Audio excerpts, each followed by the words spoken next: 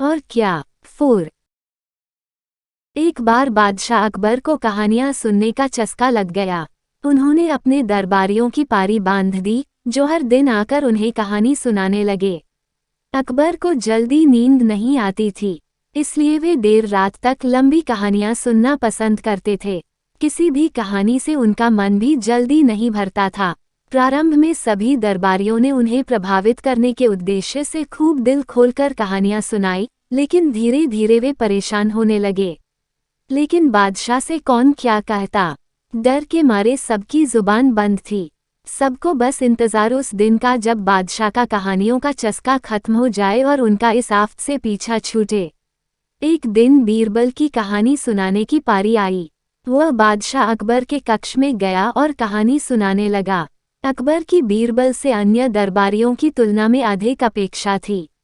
बीरबल ने अकबर को छोटी छोटी कई कहानियां सुनाई, लेकिन अकबर का मन नहीं भरा। उन्होंने बीरबल से कहा, बीरबल तुम हमारे सभी दरबारियों में सबसे बुद्धिमान हो।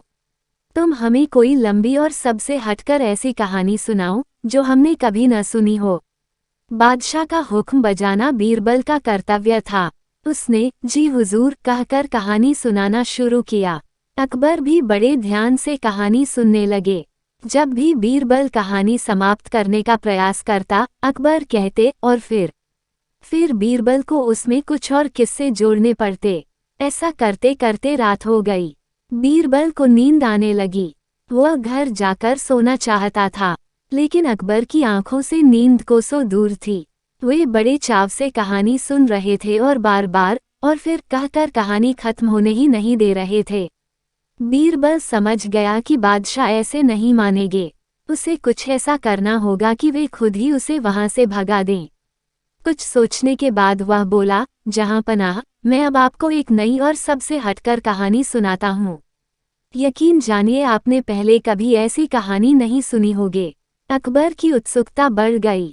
बीरबल कहानी सुनाने लगा। एक समय की बात है। एक गांव में एक किसान रहता था। उसने अनाज रखने के लिए एक बड़ी सी कोठरी बना रखी थी।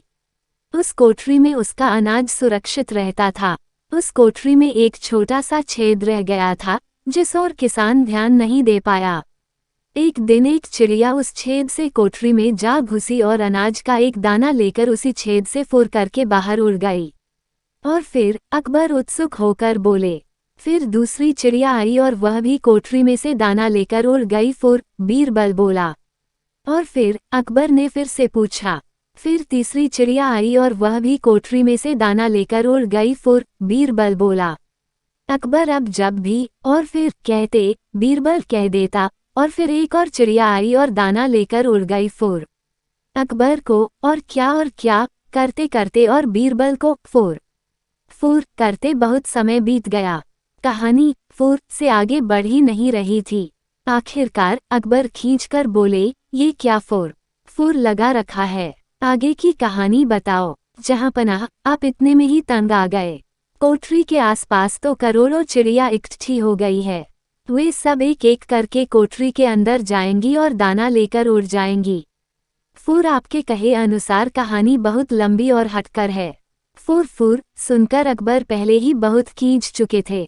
बीरबल की यह बात सुनकर उनका गुस्सा बढ़ गया और वे चिल्लाकर बोले, ये क्या वाहियात कहानी सुना रहे हो? नहीं सुननी ऐसी कहानी, चलो भागो यहाँ से, सोना है हमें।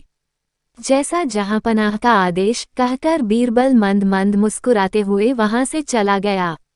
सीख, किसी भी तरह की समस्या हो, बुद्धिमानी से काम लेने पर उसका हल निकल ही आता है।